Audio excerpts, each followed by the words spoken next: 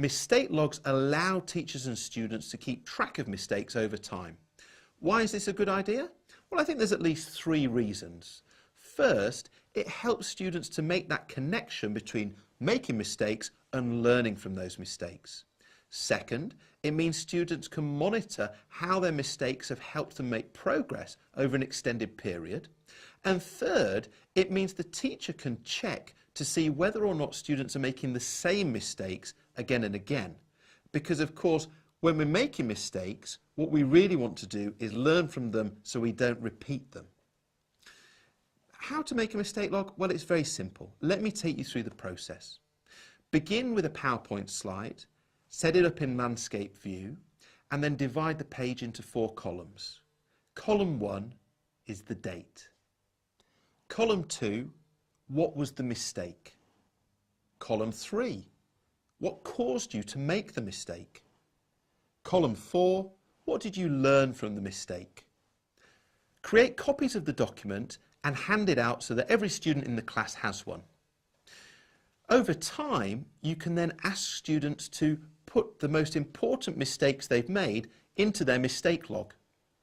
I say most important mistakes because, this is going to lose impact if it includes every single mistake a student makes. Some of those will be careless mistakes, some of them won't actually be that useful for learning in the longer term. So you might need to do a little bit of extra work here to help students discriminate between the different kinds of mistakes they make, so they can pick out those important ones, the ones when they've really learned something which otherwise they might have missed. You can then introduce reflection time in your lessons when students bring out the mistake logs, look at the mistakes they've made and discuss these with a partner and then maybe with the whole class.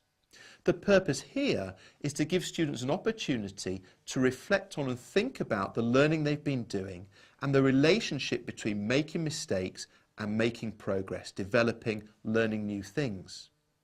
You can go one step further and you can create a class mistake log where you record the most important mistakes or misconceptions that have come up in the class as a whole through the course of a topic or an extended period such as a term.